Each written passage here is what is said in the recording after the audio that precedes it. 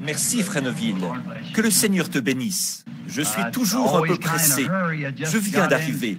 J'étais au téléphone avec Frère Moore, qui me demandait d'aller là-bas à l'occasion de leur jubilé des 50 ans de la Pentecôte. J'essayais de fixer des dates avec les hommes d'affaires de l'autre endroit là-bas. Et j'ai tourné le combiné et j'ai dit, tu entends, crois seulement, là. Tu sais ce que ça veut dire. Je lui ai passé Billy et je suis sorti en vitesse. Alors, je ne sais pas comment ils vont résoudre ça, là derrière. Mais j'aime quand même beaucoup aller en Louisiane, chez ces gens-là, les braves gens du Sud, là-bas. Mais c'est que, vers les mêmes dates, je dois être en Floride, au congrès régional des hommes d'affaires. Alors, ça se complique un peu quand on essaie de concilier tout ça en un instant, comme ça. Nous sommes tous heureux d'être ici ce matin, d'être vivants et parmi ceux qui peuvent dire « Amen ». C'est vrai. Par contre, je suis désolé que nous soyons si entassés ici. Il m'a dit que certaines personnes sont venues et reparties aussitôt en voiture. Mais nous sommes, pour le moment, nous ne pouvons vraiment pas faire mieux. Vous le savez, vous le comprenez, j'en suis sûr. Excusez-moi, est-ce que vous entendez mieux que je parle dans celui-ci? Ou bien dans celui-ci? Celui-ci, ici? Bon. Rapproche-le pour que je sois près de celui-là. Celui-ci enregistre ici? Très bien, monsieur. Eh bien, est-ce que vous avez aimé la soirée d'hier? Nous avons vraiment bien saisi. Et le Seigneur nous a bénis. Tant d'autres choses pourraient être dites au sujet de ce message-là. Mais je me suis dit que vous pourriez peut-être étudier ça, vous savez. Et alors, vous vous rendrez compte, et entre les lignes, de l'heure où nous vivons. Nous sommes vraiment au temps de la fin. Et c'est ce que je crois. Évidemment, c'est ce que chaque personne a pensé, je suppose, depuis que Jésus a promis de revenir.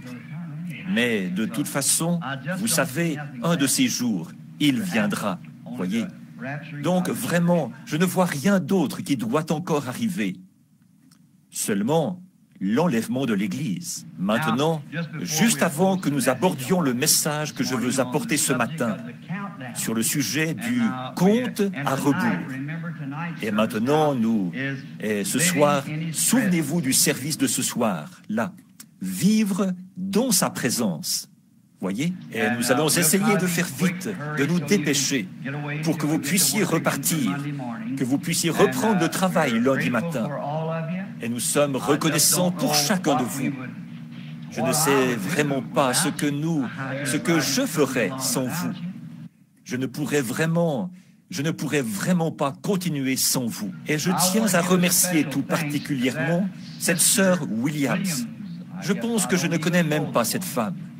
Ce matin, quand je me suis levé, frère Charlie Cox était là et devant la porte, on avait laissé tout plein de nourriture, des conserves et tout. Cette pauvre petite femme, elle a dû se donner beaucoup de mal cet été pour mettre toutes ces choses-là en conserve, les tomates et tous ces aliments. Ça me touche vraiment beaucoup. Sœur Williams, je crois qu'ils ont laissé votre Bible pour qu'on prie. Ils ont demandé qu'on prie, que Dieu... J'ai prié ce matin dans la pièce, pendant que j'étudiais pour préparer ce message. Que Dieu prenne le contenu de cette Bible et qu'il le place dans votre cœur. Et je prie que Dieu vous bénisse. J'aurais bien voulu vous payer pour ça, sœur. Je sais que vous vous êtes donné beaucoup de mal pour faire tout ça. Et je vous remercie vivement. C'est dire bien peu.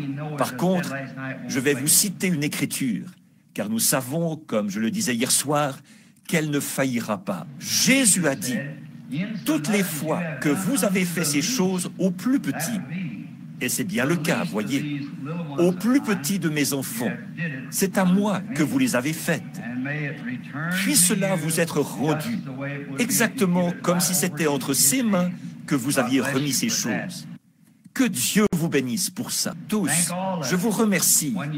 Quand vous êtes là, je vois par les dîmes et par les sommes que vous donnez, que vous avez cette confiance en nous, que tout cela sera employé pour le royaume de Dieu. Or, nous sommes responsables de cela, voyez. et nous devrons en rendre compte. Alors, nous voulons surveiller tout ce que nous faisons, afin que chaque action se fasse aussi parfaitement que possible, comme le Seigneur voudrait que ce soit fait, parce que nous ne savons pas à quel moment il nous appellera à répondre et à rendre compte de tout ce qui s'est présenté devant nous. C'est pour ça, je pense, que Paul, hier soir, n'avait qu'un seul manteau. Voyez, il aurait pu en avoir plus, mais il n'en avait pas plus. Il n'avait besoin que d'un seul manteau à la fois. Alors il ne gardait que celui-là. Je ne pense pas que les richesses de ce monde l'intéressaient. Je ne pense pas que la popularité l'intéressait. Vous savez ce que je veux dire. Tous ces gens dans leurs grands mouvements religieux, comme ce qu'on a aujourd'hui, et tant de gens. Je sais qu'on enregistre ceci, et que je dis des choses ici, je suis conscient que je ne parle pas seulement à cette assemblée, mais partout dans le monde. Et en effet, ces bandes vont vers bien des nations. On les apporte même aux tribus qui sont au fond de l'Afrique, là-bas. Les gens s'assoient là, et le ministre prend ces bandes et les interprète pour eux, là-bas, dans ces endroits où ne savent même pas distinguer leur droite de leur gauche. Voyez, au fin fond de l'Australie, et dans ces endroits où les gens n'ont même pas, tout ce qu'ils mangent, c'est leur moyen d'obtenir du sucre, c'est de prendre une petite coquille, de déterrer un tas de fourmis et de leur arracher le dos d'un coup de dent, comme ça. C'est ce qui leur permet de subsister. C'est leur moyen d'obtenir leur sucre. Et ils n'ont pas de vêtements, ils n'ont rien. Ils prennent un vieux kangourou et le jettent sur le feu, avec les entrailles et tout à l'intérieur. Ils le grillent un peu et puis ils mangent ça. Et c'est comme ça, c'est terrible. Et souvenez-vous, ces bandes, on les fait passer dans ces endroits-là. Le message que vous écoutez ici, on le fait passer dans ces endroits-là, grâce à des centaines de missionnaires qui apportent ces bandes et les font passer dans ces endroits-là, en les interprétant pour les gens. Alors, vous voyez, quand j'arriverai au jour du jugement, vous voyez ce qui va reposer sur mes épaules. Et si j'induisais quelqu'un en erreur, voyez, voilà, pensez un peu, une seule de ces âmes, si je l'induisais en erreur, la conduisais dans quelque chose de faux. Donc, il y a là mes frères dans ces organisations, et beaucoup d'entre eux sont des hommes très bien, la plupart d'entre eux. Je suis bien content de ça. Par contre, certains d'entre eux deviennent tellement, et en général, les conducteurs en viennent être obligés d'entrer dans le moule. Et ça devient alors comme une affaire de politique. Ils font de la politique là-dedans. Et en agissant ainsi, ils s'écartent de la parole de Dieu. Moi, je dois m'en tenir strictement à la parole. Je dois m'y tenir. Et il faut que les choses en viennent là, c'est tout. Et je dois continuer à avancer, voilà tout. Alors, et nous, vous savez, il y a un petit cantique que nous chantons. Nous naviguons sur les flots du temps, nous ne serons pas ici longtemps. Vous l'avez entendu. Les nuages ténébreux de l'orage feront place à un jour radieux. C'est vrai, prenons tous courage, car nous ne sommes pas seuls. C'est vrai. Le bateau de sauvetage vient bientôt rassembler les joyaux à la maison. C'est à ce moment-là que je compte avoir le manteau qui ne s'usera jamais. C'est ça, celui qui est éternel. Et je dois être fidèle à Dieu, ne prêter aucune attention aux choses de cette terre jusqu'à ce que nous arrivions là-bas. Et alors, ce sont celles-là qui vont durer. Donc, au long de ces presque 32 ans de ministère, je me suis efforcé de rester fidèle à la parole. À ma connaissance, je n'ai jamais eu à revenir modifier quoi que ce soit, parce que je lisais la chose dans la Bible tout simplement. Je disais exactement ce que la Bible dit et je m'arrêtais là. Donc, je n'ai pas eu à me rétracter ni à réarranger quoi que ce soit, parce que je l'ai simplement dit comme la Bible dit. Et j'ai découvert que si Dieu a prononcé quelque chose, alors il faut que nous nous alignions sur cette parole afin d'en amener l'accomplissement. Nous avons vu ça. Et je vous parlais hier soir d'une vision que j'ai eue récemment, voyez, selon laquelle il fallait que je sois là. Et j'avais été prévenu que je devais être là. 6 mois auparavant, il m'avait avisé que je devais me trouver à cet endroit précis. Et là, il avait dit, va là-bas, 3 fois avec eux. Et j'ai simplement continué à marcher avec les autres hommes. La vision s'est déroulée parfaitement, la partie de Dieu. Et moi, je suis resté là. Alors, nous voulons nous rappeler ceci. Il faut vous tenir à la parole, vous en tenir strictement à la parole. Là où conduit la parole, allez, suivez la parole. Et elle vous mènera à bon port, j'en suis sûr. Maintenant, je sais que vous êtes ici depuis 8 heures. Et il est probablement 10 heures en ce moment. C'est bien ça. Alors maintenant, prions notre Seigneur. Y aurait-il des requêtes spéciales? Je vois que beaucoup de mouchoirs ont été posés ici. Levez la main pour signifier les requêtes. Que Dieu vous bénisse. Maintenant, je le connais depuis assez longtemps pour savoir ceci. Il voit chaque main et il connaît chaque cœur. Tout ce qu'il reste à faire, c'est de lui demander. Voilà. Vous y croyez et la chose arrive. Maintenant, croyez pendant que nous prions. Père Céleste, nous nous approchons maintenant du grand et puissant trône de Dieu. Bien que nous soyons des êtres mortels, dans un corps naturel, nos voix prononcent des paroles qui parviennent jusqu'à ce grand trône, quelque part dans les autres dimensions, là où Dieu est assis. En effet, Jésus l'a dit, « Tout ce que vous demanderez au Père en mon nom, je le ferai. » Et il nous a demandé de ne pas douter, mais lorsque nous prions, de croire que nous recevons ce que nous demandons. Et cela nous serait donné. Il a dit, vous pouvez même dire à cette montagne, ôte-toi de là. Ne doutez pas dans votre cœur, mais croyez que ce que vous avez dit arrivera, et ce que vous aurez dit vous sera accordé. Père, nous savons que c'est absolument vrai. Nous l'observons jour après jour. Il n'y a aucune erreur dans ta parole. Ce qu'il y a, c'est que nous ne parvenons pas à être là où il faut. Parfois, notre foi ne peut pas nous élever jusque-là. Nous nous énervons et nous doutons. Mais ce matin, nous nous efforçons de venir, Seigneur, avec une espérance nouvelle, en nous accrochant à la corde de sécurité. Christ est sa promesse. Et nous entrons dans la présence de Dieu par le nom de Jésus. Seigneur, je suis sûr que tu connais toutes les requêtes qui ont été signifiées ce matin, sous ces mains qui se sont levées. La mienne aussi était levée. Et elle est constamment levée vers toi, Seigneur, parce que je suis une personne qui a des besoins. Et je te prie d'exaucer chaque requête. Pose ton regard sur ces gens, Seigneur. Exauce leurs requêtes, du plus jeune au plus âgé, de la plus petite requête jusqu'à la requête la plus importante. Ainsi, Père, exauce chacune d'elles. Je le demande au nom de Jésus. Et puis, souviens-toi de la mienne, Seigneur. Et je prie, te remerciant de nous avoir accordé un repos salutaire à notre corps, et de la connaissance que nous avons de ta parole, et de la compréhension que nous avons de l'Esprit. Et je prie constamment que tu nous donnes plus de compréhension, afin que nous ne soyons pas un peuple vaniteux, qui s'enorgueillit de cela, mais un peuple humble, et qu'ainsi le Saint-Esprit puisse nous utiliser pour l'accomplissement de la parole de Dieu, et nous placer en position là où nous devons être en cette heure, car il faut que nous soyons au bon endroit pour que la chose arrive.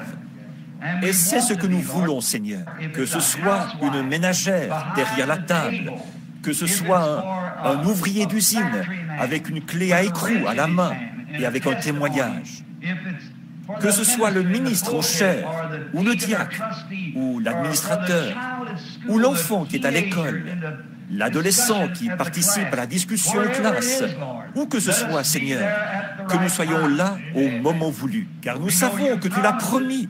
Et la chose va arriver, parce que tu l'as dit. Eh bien, c'est là-dessus que se fonde notre foi. Maintenant, Seigneur, nous avons l'impression qu'il ne nous reste plus beaucoup de temps. Le moment approche. Nous sentons le brouillard qui vient s'installer depuis l'espace intersidéral. Nous savons que le jugement et la colère de Dieu sont sur le point de s'abattre. Nous pouvons déjà en sentir les effets.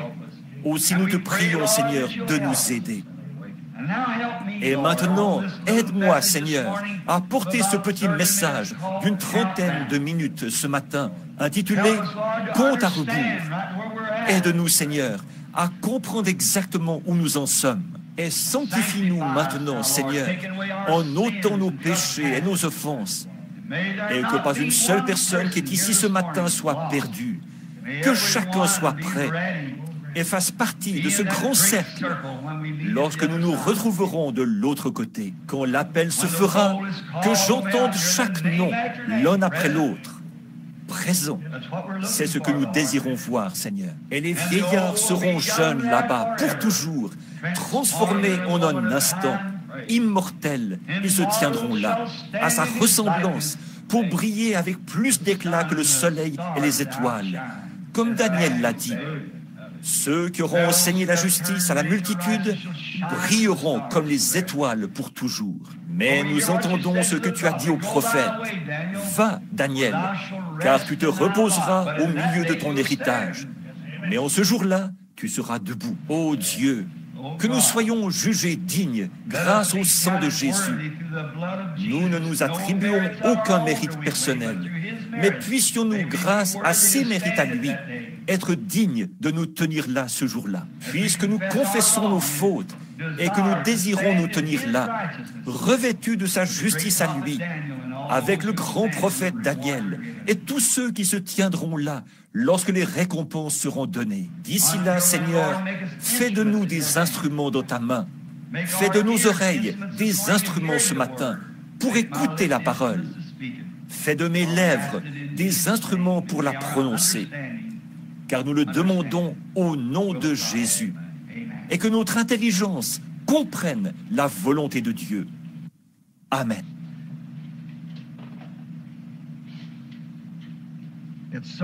Il est si difficile de se mettre en branle. Il semble qu'il y a tant de choses qu'on pourrait dire et qu'on voudrait dire. Mais il y a si peu de temps, semble-t-il, pour les dire. Peut-être qu'avant que je parte, comme je le disais hier soir, nous pourrons avoir l'occasion de peut-être de parcourir un des livres de la Bible, cet automne ou cet hiver, avant mon départ. Je pars, désire partir outre-mer, si le Seigneur le veut, tout de suite après Noël, vers cette période-là. Maintenant, je voudrais que vous preniez, pour la lecture de ce matin, Hébreux, au chapitre 11. Et maintenant, écoutez très attentivement la lecture. Je veux mettre l'accent sur le verset 3. Or, la foi est l'assurance des choses qu'on espère et la conviction de celles qu'on ne voit pas. Car c'est par elle que les anciens ont reçu témoignage. Par la foi, nous comprenons que les mondes ont été formés par la parole de Dieu, de sorte que ce qui se voit n'a pas été fait de choses qui paraissent.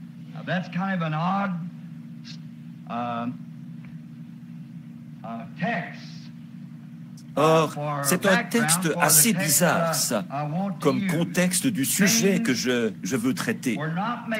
Les choses n'ont pas été faites de choses qui paraissent. Maintenant, je veux exploiter ce sujet ce matin, compte à rebours, parce que je veux faire un parallèle, présenter un point de vue prophétique. Hier soir, j'ai voulu enseigner un peu l'Écriture. Ce matin, c'est un message prophétique. Et ce soir, un message d'évangélisation.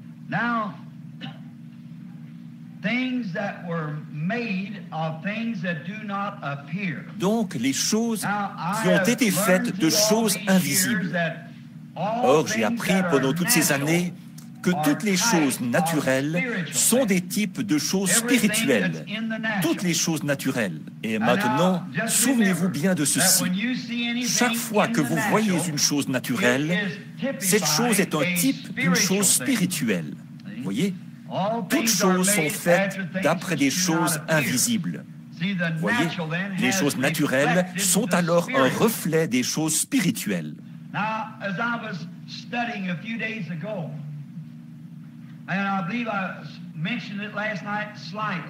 Il y a quelques jours, là, pendant que j'étudiais, je crois que j'en ai touché un mot hier soir. J'ai lu que, en revenant du Canada, j'ai entendu à la radio qu'un docteur, ici aux États-Unis, avait déclaré que l'homme avait évolué au cours de 14 millions d'années.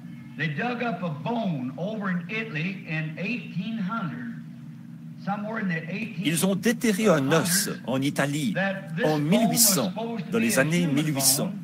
Et cet os, on prétend que c'était un os humain qui avait, peut-être d'après, alors qu'il s'applique à en déterminer l'âge. Et ce docteur, qui est maintenant un vieillard, a consacré toute sa vie à l'étude de cet os. Et il dit que cet os, c'est l'os d'un homme. Et il est vieux de 14 millions d'années. Mais quel non-sens qu'un homme ait gaspillé sa vie pour rien en cherchant à démontrer la fausseté de la parole de Dieu. Et tout ce qu'il en a récolté, c'est une destination sans fin.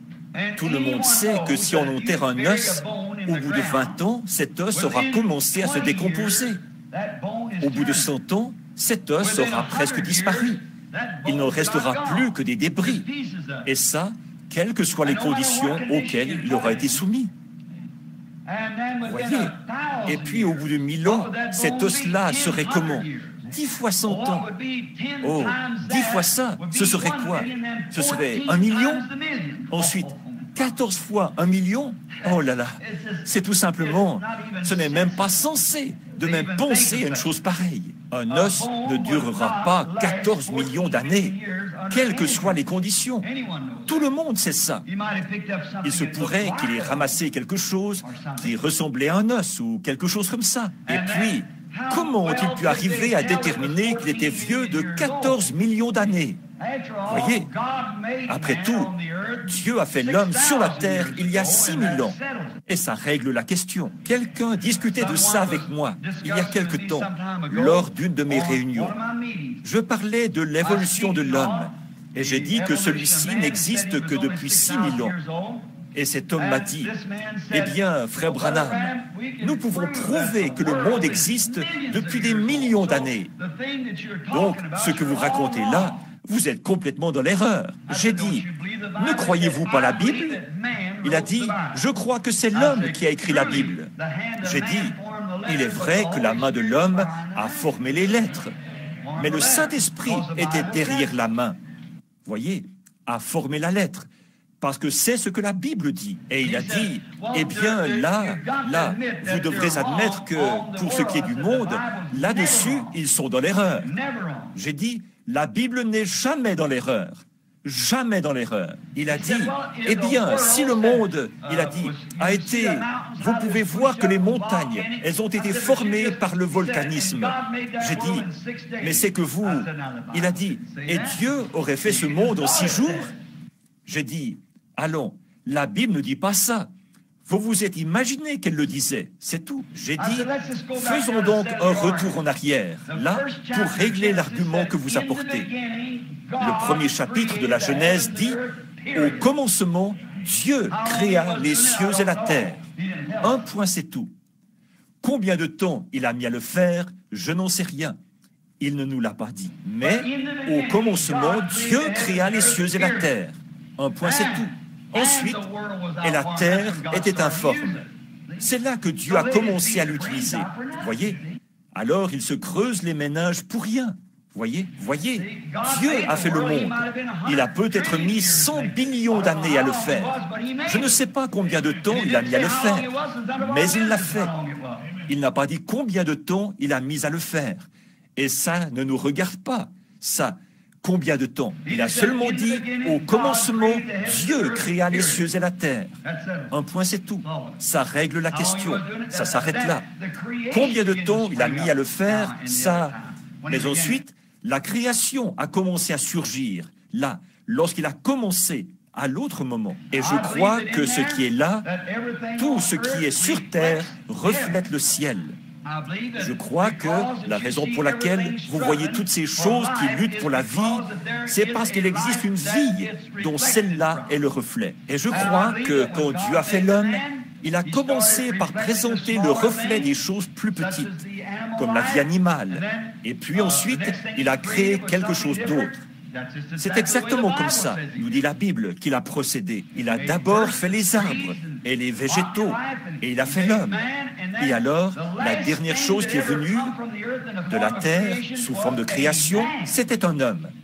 Jamais il n'y a eu quoi que ce soit de plus élevé. Parce que quoi? C'était un reflet parfait de ce qui est le plus élevé dans le ciel. En effet, Dieu est un homme. Voyez, Dieu est un homme. Et donc, c'en est la preuve. Et quand Dieu est descendu habiter parmi nous, il était un homme. Voyez, un homme, ce qui démontre que la perfection de l'évolution, donc, c'était Dieu qui est un homme. Et alors, prenez un arbre, prenez l'herbe et ainsi de suite. Prenez un arbre, il reflète l'arbre de vie qui est dans le ciel.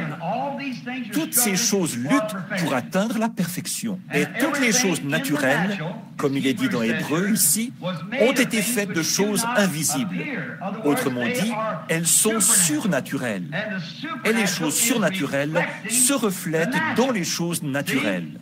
Voyez? Bon, donc les choses naturelles étaient éternelles ou doivent durer à perpétuité de même que les choses surnaturelles. Mais le péché a perverti les choses naturelles.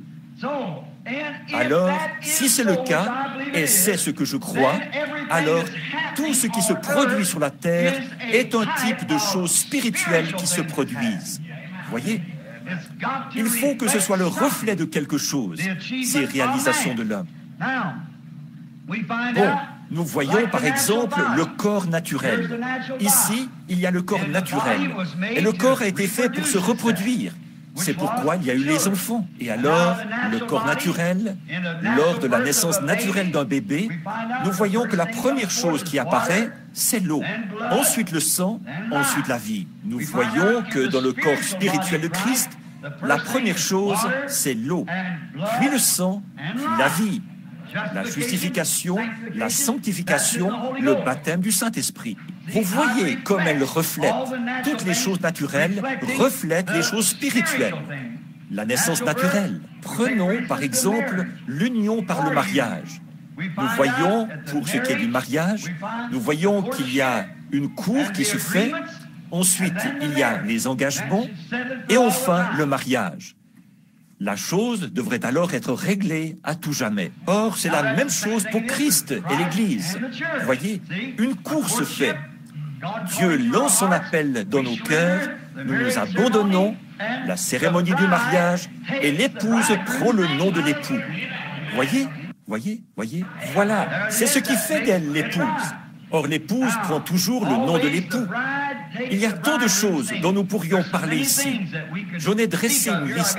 Il me faudrait presque 2 heures pour la parcourir toute, ainsi que les passages de l'Écriture à l'appui, tels que, si vous en voulez quelques-uns ici, pour appuyer ça, tels que 1 Jean 5, 7, qui montre la naissance naturelle et la naissance spirituelle et tout, l'eau, le sang et l'Esprit, et 3 dans le ciel, le Père, le Fils et le Saint-Esprit. Ces 3 sont un. Il y en a 3 qui sont d'accord sur la terre. Ils ne sont pas un, mais ils sont d'accord sur la terre. Ce sont l'eau, le sang et l'esprit. Voyez, l'eau, le sang et l'esprit, comme la naissance naturelle qui en est le type. Alors, si un homme a l'idée très arrêtée que la justification, c'est tout ce qu'on doit avoir, rien d'autre, il est dans l'erreur. Dans l'erreur. Forcément qu'il est dans l'erreur. Et puis, si l'Église, ceux qui croient, comme beaucoup de pentecôtistes, que le Saint-Esprit, c'est tout ce qu'il faut. C'est tout. Simplement se repentir et recevoir le Saint-Esprit. Ça aussi, c'est une erreur. Parce qu'il faut qu'il y ait la sanctification là pour purifier avant que le Saint-Esprit entre. Sinon, vous excluez le sang. Voyez? Et la nouvelle naissance, là, les gens disent que le baptême du Saint-Esprit est la nouvelle naissance. Or ça, c'est une erreur. Le baptême du Saint-Esprit est différent de la nouvelle naissance. La nouvelle naissance, c'est lorsque vous naissez de nouveau. Mais le Saint-Esprit, c'est lorsqu'une puissance entre dans cette naissance pour produire le service.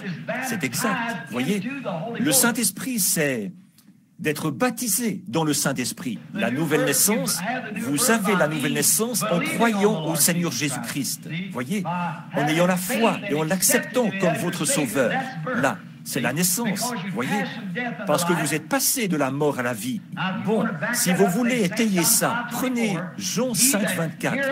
Celui qui écoute mes paroles et qui croit à celui qui m'a envoyé a la vie éternelle. Voyez, il a la vie parce qu'il croit. Et il a fallu que ce même groupe de gens-là se retrouve à la Pentecôte pour y être baptisé du Saint-Esprit. Exact. Le Saint-Esprit, c'est une puissance, le pouvoir de le servir. Alors, quand ils disent qu'il faut naître de nouveau et qu'ils appliquent ça au Saint-Esprit, beaucoup de méthodistes et tout sont dans l'erreur, là. C'est impossible. Ça ne s'accorde tout simplement pas avec l'Écriture ici. Vous comprenez la chose de travers. Il faut que ce soit reçu comme l'Écriture l'a placé ici. Voyez? Et le Saint-Esprit est une... Vous recevrez la nouvelle naissance après ceci. Quoi? Non. Vous recevrez une puissance. Acte 1:8. Après ceci, le Saint-Esprit survenant sur vous. Voyez? Et ils avaient déjà cru pour recevoir la vie éternelle et tout. Mais pour recevoir une puissance, il leur fallait le Saint-Esprit. Vous serez mes témoins après que le Saint-Esprit sera venu sur vous. Parce que le Saint-Esprit témoigne de la résurrection.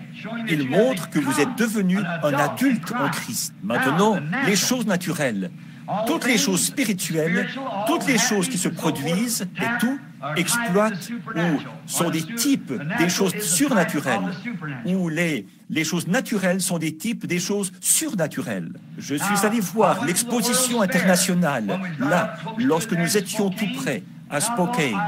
J'ai l'idée d'y emmener ma famille. C'est que je n'avais visité qu'une seule exposition internationale aux États-Unis. Et c'était quand elle avait eu lieu à Chicago, il y a des années de ça. Hope et moi, nous y étions allés et nous y avons passé à peu près une journée, c'est tout, à cause des pickpockets et tout. Elle portait une broche que ma cousine lui avait donnée. Je marchais juste à côté d'elle et quelqu'un lui a pris sa broche. Vraiment, c'était vraiment incroyable. Et alors, nous y avons passé une seule journée et nous sommes rentrés. Mais cette exposition internationale, j'y suis allé avec ma famille. C'était tout au plus comparable à l'exposition de Louisville, près d'ici. Vous avez vu la tour Space Needle dont il parlait. Ça se résumait à ceci. On se rend à l'édifice Esley ou à l'édifice Brown, quelque part par là, et on prend l'ascenseur pour monter 8 ou 10 étages, et on redescend. Et voilà, c'était tout. Je pense que c'est la General Electric qui présentait ça là-bas. Par contre, il y a une chose qui était assez impressionnante. Bon, l'Allemagne avait son stand, la Russie et tous les autres pays avaient le leur, puisque c'est une exposition internationale. Les Allemands, la France, ces petits stands-là n'occupaient pas beaucoup plus de place que la chair ici. Par contre, les scientifiques y ont présenté leurs réalisations. Et ce sur quoi portait principalement leur présentation, c'était l'usage du tabac. Si un homme qui fume la cigarette entrait là et qu'il fumait encore en ressortant, il y a quelque chose qui ne tourne pas rond mentalement chez cet homme. Alors que je les ai vus de mes propres yeux prendre une cigarette, la placer dans une machine et aspirer par là la fumée de ce tabac et en envoyer les bouffées dans une éprouvette contenant des produits chimiques. Et c'était tout plein de cancers blonds, après une seule cigarette. Ensuite, il a dit, bien des gens disent, c'était là les plus grandes réalisations mondiales en la matière. Il a dit, bien des gens disent, je n'avale pas la fumée. Et ce scientifique a pris la cigarette et en a aspiré lui-même une bouffée dans sa bouche. Et il ne l'a pas soufflé par ses narines. Il ne l'a pas non plus fait descendre, comme ils le font, dans les poumons. Mais il a simplement aspiré ça dans sa bouche, après quoi il a soufflé ça dans les mêmes produits chimiques. Il n'y avait aucune trace de cancer dedans. Il a dit, où est-il allé? Dans ma bouche. Quand j'avale, ça descend dans l'estomac, évidemment. Il a dit, maintenant, puis cette réflexion est venue. Pourquoi les médecins disent-ils que la cigarette n'est pas nocive? Il a dit, tout homme qui accepterait de vendre son droit d'aînesse. Un médecin qui fait une telle déclaration peut prendre sa retraite, parce que les compagnies de cigarettes lui donneront assez d'argent pour lui permettre de prendre sa retraite. Ils vont réellement son droit d'aînesse, puisqu'il avait juré de ne pas faire une chose pareille. Mais ils le font quand même. Et il a dit, voici les appareils maintenant. Nous allons vous le prouver grâce aux réalisations de la science. Et il y avait Yul Brynner, vous savez, la vedette du cinéma qui était là. Et ça, pour cette petite parcelle de nicotine. Il a dit, maintenant, il parle de bout-filtre. Il a dit, un homme qui fait ça, on voit par là quel est son état mental. En effet, si on n'a pas de fumée, on n'a pas de goudron. Et c'est le goudron qui produit la fumée. Et si vous fumez une cigarette à bout-filtre, il a dit, il en faudra à peu près 3 ou 4 pour vous procurer la satisfaction que vous procurerez l'une des autres. Parce qu'il faut cette quantité-là de goudron pour arriver à être satisfait. Si vous n'absorbez pas de fumée, il n'y aura pas de goudron. Pour pouvoir avoir du goudron, il faut qu'il y ait de la fumée. Alors, c'est ça. Il a dit, fumez, si vous fumez la cigarette, fumez une cigarette qui n'a pas de bout-filtre. Ça donne, une seule cigarette va vous satisfaire, alors qu'il vous en faudra 3 des autres, parce qu'avec celle-là, vous aspirez beaucoup moins de goudron. C'est une astuce de vente. Il n'y a que ça dans cette nation. Des astuces de vente, des saletés et tout le reste. Voilà. Et là, il a pris ça, une seule petite parcelle. Il a montré qu'elle se fixait dans la gorge ou dans les poumons. Au départ, elle est blanche, puis elle tourne au rose, et puis elle passe du rose au violet. Les particules de la petite cellule étaient grosses comme ça, vues à travers le verre. Mais évidemment, il faut un verre à grand pouvoir amplifiant pour même arriver à voir cette cellule. Alors il a dit, quand elle tourne au violet, vous avez un cancer. Il a dit, un homme qui fume un paquet de cigarettes par jour, les probabilités qu'il meure du cancer sont de 70% plus élevées que celles de l'homme qui ne fume pas. Et c'est bête, semble-t-il, de courir un tel risque. Bon, ensuite, il s'est servi d'autre chose pour le prouver. Il a fait sortir un rat blanc. Et il a pris une cigarette, il l'a placée dans un appareil qui aspirait ça et le renvoyait sur une espèce de truc qui ressemblait à du marbre blanc.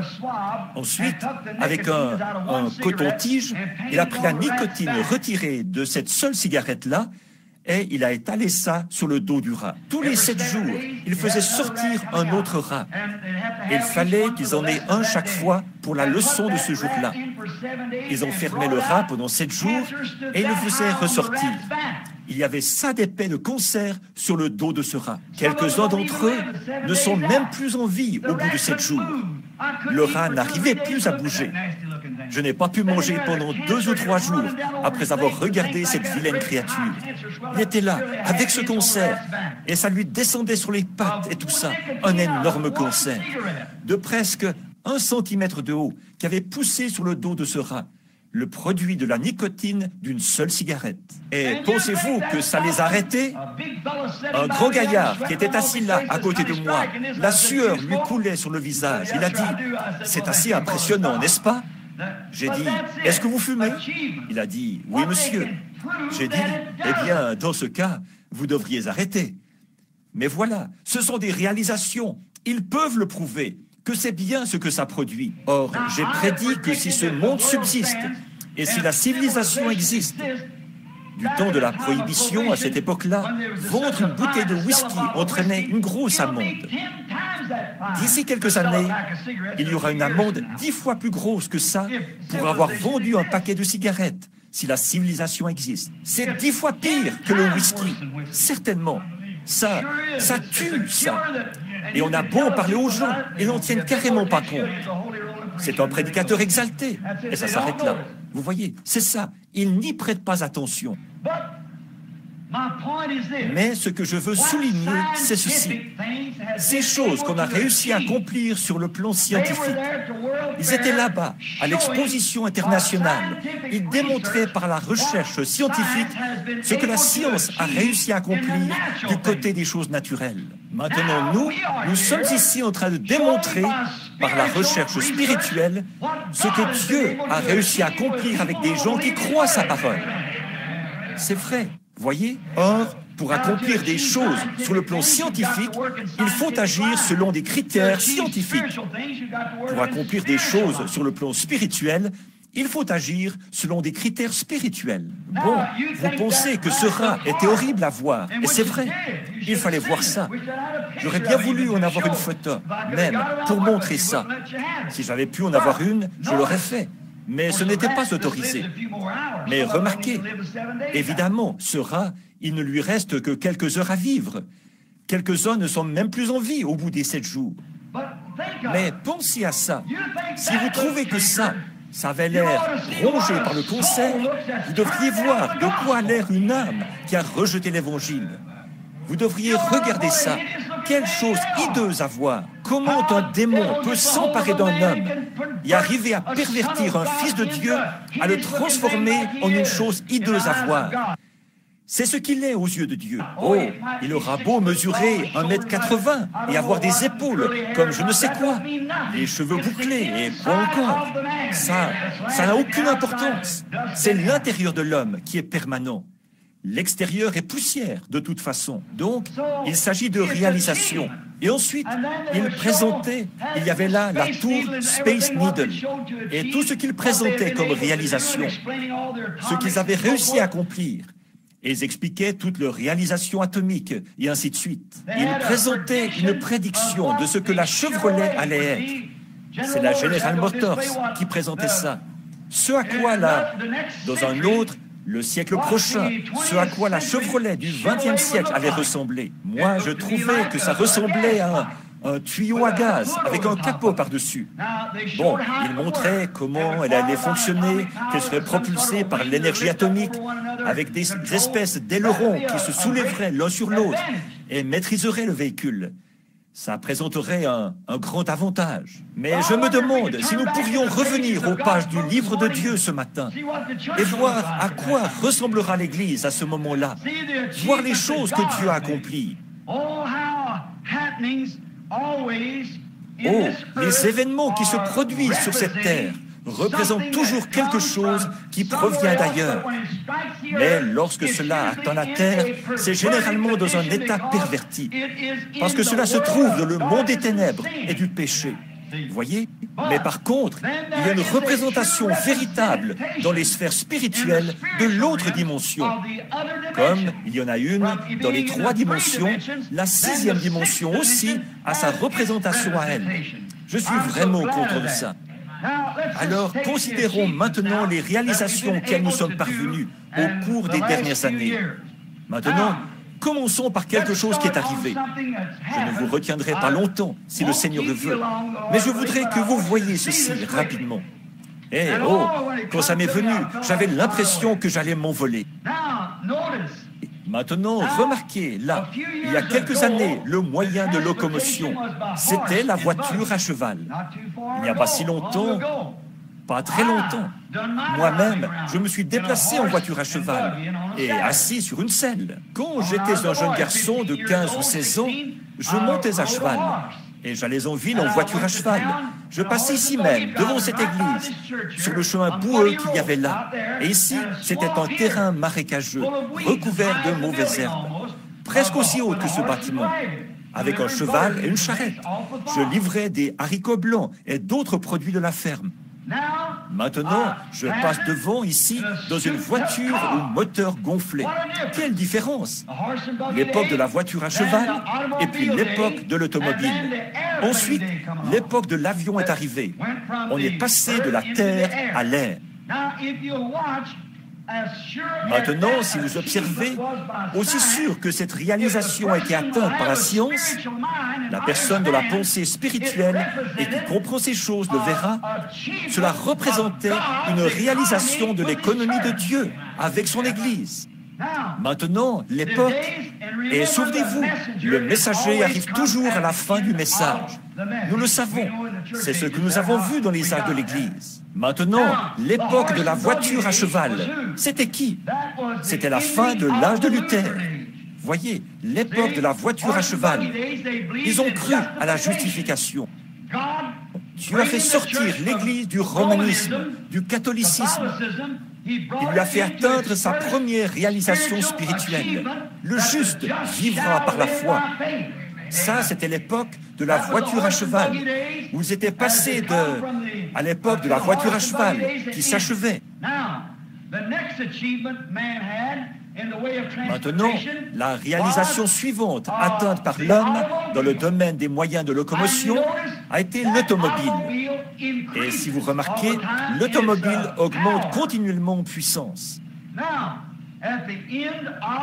Alors, à la fin de l'âge de Wesley, qui a introduit par la réalisation spirituelle atteinte, la sanctification. C'est-à-dire que l'Église s'est élevée de l'état de justification à l'état de sanctification. Maintenant, à mesure que nous avancerons, je veux que vous vous souveniez de ceci. C'est que l'Église, ce qu'on appelle Église, n'est pas l'Église. L'Église, c'est l'Église spirituelle. Des dizaines de milliers de luthériens qui avaient adhéré à l'Église ne savaient pas plus ce qu'était la justification qu'un cochon ne saurait ce qu'est une selle d'Amazon. Ils n'en savaient rien. Et dans l'âge de Wesley, des dizaines de milliers de gens qui pourtant professaient la sanctification ne savaient pas plus ce qu'était la puissance de sanctification de Dieu qu'un lapin ne saurait ce que c'est que des raquettes à neige. Voyez, ils n'en savaient absolument rien. Mais il y a un peuple qui a atteint cela. Alléluia! Vous voyez où je veux en venir. Quelqu'un a su ce que c'est que d'être justifié devant Dieu, d'avoir la paix avec Dieu par notre Seigneur Jésus-Christ. Quelques-uns de ces luthériens ont été loyaux. Ils y ont cru, sans tenir compte de ce que disait l'Église catholique. Ils ont cru la parole de Dieu. Et ils y sont tenus, parce que le messager de cet âge avait prêché que le juste vivra par la foi. Et ils ont cru à un état de justification. Et ils ont pu, par la grâce de Dieu, atteindre la justification, avoir la paix avec Dieu par notre Seigneur Jésus-Christ. Maintenant, nous remarquons encore autre chose là. Les méthodistes sont venus avec la sanctification. Bon nombre de ces méthodistes ont réellement été sanctifiés. Par contre, beaucoup d'entre eux affirmaient qu'ils l'étaient, alors qu'ils ne savaient rien à ce sujet. L'Église méthodiste a enseigné la sanctification. Ils disaient qu'ils s'étaient agenouillés et qu'ils avaient crié. Ils se relevaient ensuite en disant « Gloire à Dieu, je suis sanctifié !» Et ils continuaient à mener la vie qu'ils avaient toujours menée. Mais quelques-uns de ces hommes et de ces femmes ont réellement été sanctifiés des choses du monde. Et ils ont mené une vie consacrée, mise à part. Pourquoi? C'était l'âge de l'automobile qui a reçu plus de puissance, de chevaux vapeur. L'automobile, l'ancienne modèle T, avait probablement une puissance de 15 ou 20 chevaux. Voyez, il y avait la puissance de 15 ou 20 chevaux dans ce petit moteur-là. La sanctification, lorsque la science accomplit quelque chose par des moyens naturels, Dieu est en train d'accomplir quelque chose par des moyens spirituels. Voyez, il se passe quelque chose continuellement. Ensuite, après l'âge de la sanctification, maintenant prenons par exemple des hommes comme le brave Bevington. Comme homme, qui aurait pu être un homme plus remarquable que ce brave frère Bevington? Et considérez John Wesley, George Whitefield, Finney, Knox, beaucoup de ces braves méthodistes qui ont passé des moments très difficiles. Ils ont souffert l'enfer sur la terre, des tourments, parce qu'ils croyaient que la parole de Dieu enseigne la sanctification, la deuxième étape de la grâce. Et ils s'en sont tenus à cela. Ils y ont cru. Ils ont accompli des prodiges grâce à cela. Tout comme ce que Henry Ford et les autres avaient accompli dans le domaine des moyens de locomotion, avec la vieille Ford Model T. Si on la compare avec ce qu'était le cheval, il a avancé au-delà de l'époque du cheval. Et Wesley a avancé au-delà de l'époque des luthériens.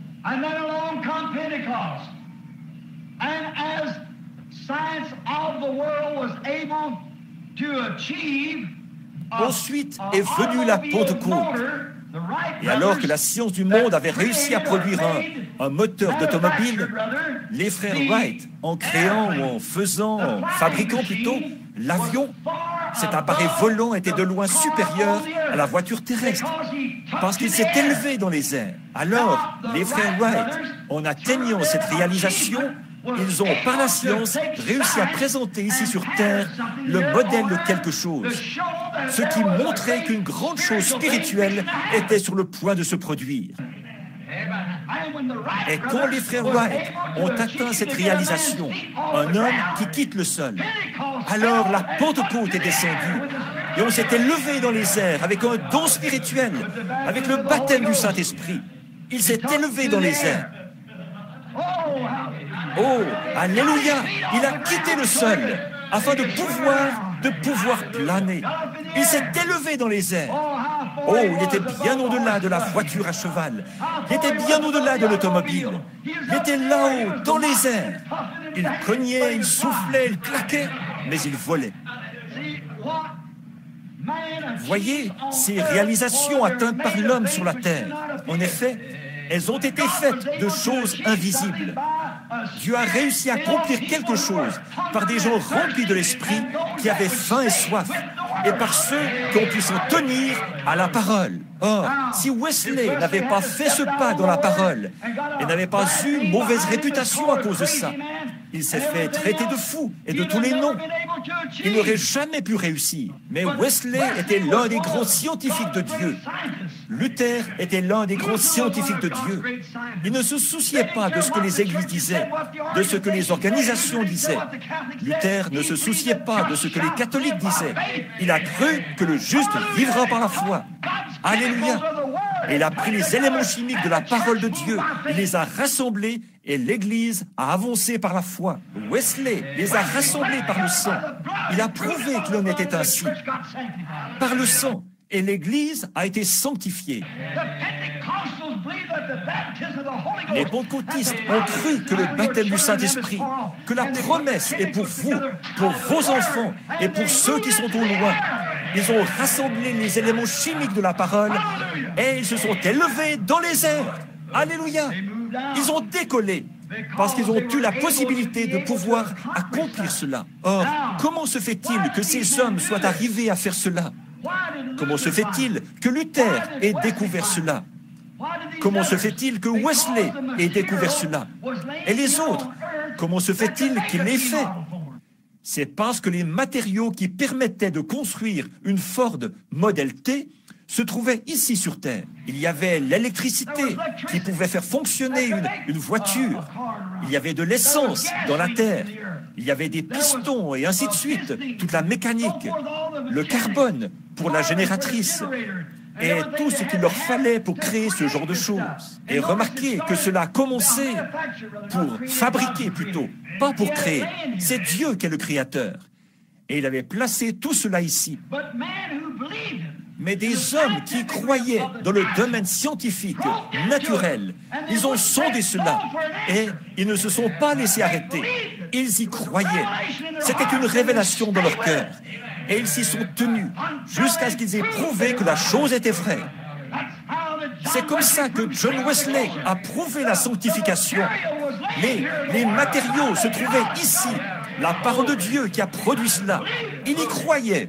Peu importe que toute l'Église, que l'Église anglicane et que tous le rejettent, il s'en est tenu à ses convictions et il a prouvé cela. Après quoi sont venus les pentecôtistes et parce qu'ils avaient les matériaux, ils ont prouvé que le Saint-Esprit était vrai et ils se sont élevés dans les airs. Avez-vous remarqué qu'une réalisation scientifique s'ajoutait à l'autre était le complément de l'autre? C'était seulement une forme supérieure. Voyez, l'automobile était un moyen de locomotion supérieur au cheval. Et l'avion était un moyen de locomotion supérieur à l'automobile. Mais l'un s'est ajouté à l'autre. La puissance des chevaux vapeur. Amen. Si ça, c'est la puissance des chevaux vapeur, que dire de la puissance de Dieu? Que dire du Saint-Esprit et de sa puissance à lui? La puissance du Saint-Esprit qui peut vous justifier. Cette même puissance du Saint-Esprit peut vous sanctifier. Cette même puissance du Saint-Esprit qui vous a sanctifié peut vous remplir de sa présence. Et des petits scientifiques qui ne savaient même pas leur alphabet ont découvert cela. Pourquoi? Ils étaient des scientifiques spirituels. Amen. Ils ont vu la chose, ils y ont cru. L'homme y est arrivé par l'instruction. Le scientifique naturel. Le scientifique spirituel, lui, y est arrivé par la révélation. L'un par l'instruction, l'autre par la révélation. Oh, si nous pouvions seulement nous ouvrir. Il y en a de toutes sortes, des matériaux qui se trouvent ici. C'est vrai. Maintenant, nous remarquons le déroulement, comment Dieu a réussi à accomplir cela. Par les pentecôtistes qui se sont élevés dans les airs. comment ils... C'est là qu'ont été restitués à l'Église la guérison, le parler en langue, la révélation, les dons de l'Esprit. Ces choses, Luther n'en savait rien, et Wesley non plus. Ils ne les ont jamais enseignées. Ils n'en savaient rien. Ce n'était pas pour leur âge. Voyons, qu'est-ce que Henry Ford aurait pu savoir au sujet d'un avion à cette époque-là, avant qu'arrivent les frères Wright. Voyez, il ne pouvait pas savoir. Et c'est la même chose pour l'homme à l'époque où il conduisait une voiture à cheval. Il y a 500 ans, il ne pouvait pas savoir ce qu'était une voiture sans chevaux. Seulement la Bible avait annoncé qu'elle serait là. Donc, ils ont réussi à accomplir cela par la recherche scientifique. Et quand la chose s'est produite sur Terre, Dieu a représenté cela par une réalisation atteinte par son Église. Car les choses qui sont, qui paraissent, ont été faites de choses invisibles. Voyez, le reflet de cela. Bon, maintenant, l'âge pentecôtiste, au cours des 50 dernières années, a déclenché dans le monde entier un réveil accompagné de toutes sortes de choses. Il y a eu des guérisons, des maladies ont été guéries, des infirmes ont été guéris, des aveugles ont recouvré la vue. Pensez-vous que le monde y a cru? Non, monsieur. Ils n'ont pas cru Luther, ils n'ont pas cru Wesley, ils n'ont pas cru les pentecôtistes. Mais Dieu, au moyen de la Bible, par ses recherches, un homme qui était désireux de le faire, a pu, au moyen de la Bible, prouver au monde que c'était bien vrai. Amen. Maintenant, nous devons nous souvenir de ça. Nous devons le croire, puisque ces choses étaient des types. Maintenant, nous sommes arrivés au bout de l'âge pentecôtiste. L'âge pentecôtiste, comme je l'ai démontré, là, il se fond dans l'âge de Laodicée.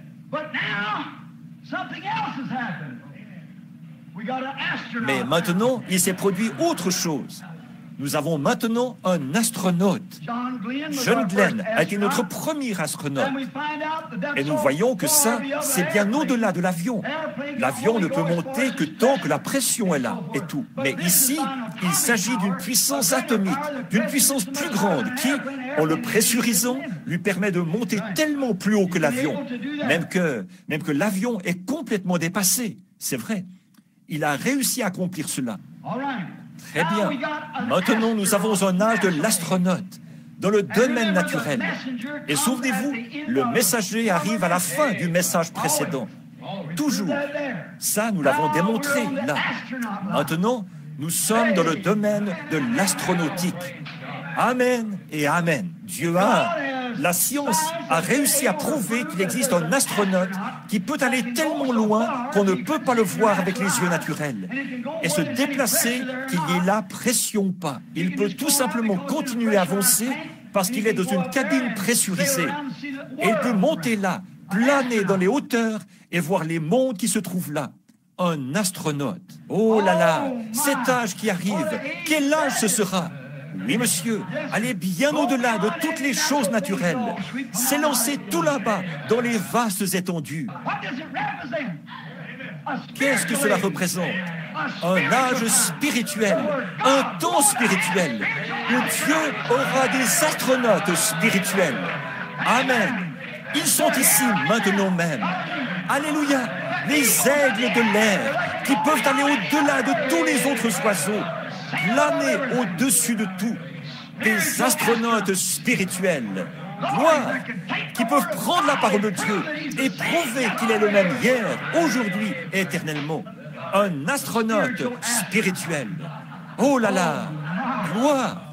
Moi, ça me réjouit vraiment de vivre dans cet âge. Maintenant, ça, c'est une chose merveilleuse pour un astronaute spirituel. Voyez, qu'est-ce que les scientifiques naturels ont fait? Ils ont réussi à accomplir cela. Et Dieu, par des hommes qui peuvent s'en tenir à la Bible et déclarer qu'il est le même hier, aujourd'hui et éternellement, qui n'ont pas peur de la promesse, quoi qu'ait pu dire n'importe qui d'autre, eux, ils s'en tiennent à elle. Qu'est-ce? Vous devenez un astronaute qui peut aller tellement loin que c'est bien au-delà de la pensée dénominationnelle, c'est bien au-delà de tout le reste, c'est bien au-delà des choses de l'Église. C'est tout là-bas, avec Dieu et avec lui seul, que vous demeurez. Des astronautes. Et souvenez-vous, pour pouvoir devenir astronautes, ils ont dû entrer dans une cabine. Et ils ne peuvent pas se diriger eux-mêmes. Il faut la puissance d'un radar, une puissance atomique pour élever cet homme au-delà de l'espace. Après quoi, il est dirigé par une tour. Gloire!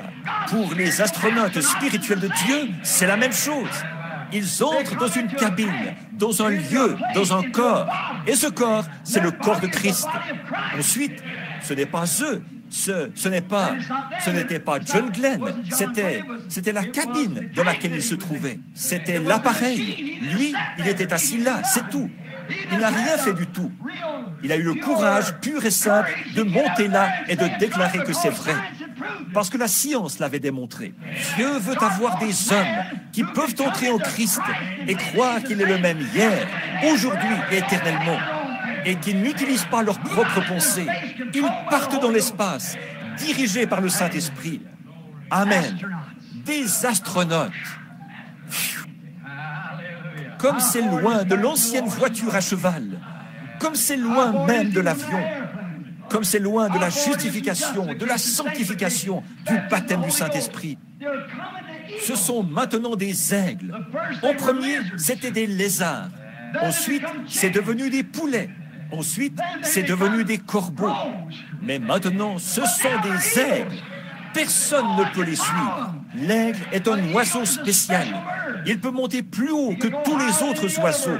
Il a été préparé à voir, à garder toute sa tête une fois arrivé là-haut. Certaines personnes peuvent sauter très haut, mais ne savent pas où elles sont une fois arrivées là, parce qu'elles ne voient pas plus loin que le saut qu'elles ont fait. Par contre, certaines personnes peuvent regarder au loin et voir ce qui se passe. Ça, c'est l'aigle. Il peut rester là jusqu'à ce qu'il ait tout examiné. Et il attend jusqu'à ce qu'il entende un message qui lui indique ce qu'il doit dire. Ça, c'est l'astronaute de Dieu. Voyez, toutes les autres réalisations ont une suite. Pourquoi est-ce que cette réalisation-ci n'aurait pas de suite? Des astronautes pour Jésus. Amen. Il ne décolle même pas par sa propre puissance. Il est lancé. La seule chose qu'il fait, c'est pénétrer à l'intérieur. C'est tout ce que vous avez à faire. Pénétrer à l'intérieur. Dieu s'occupera du lancement et du placement. Plus question de la puissance de l'essence non plus, du credo quelconque d'une église. C'est la puissance atomique de Dieu qui vous propulse tout là-bas, très loin dans l'espace. Amen.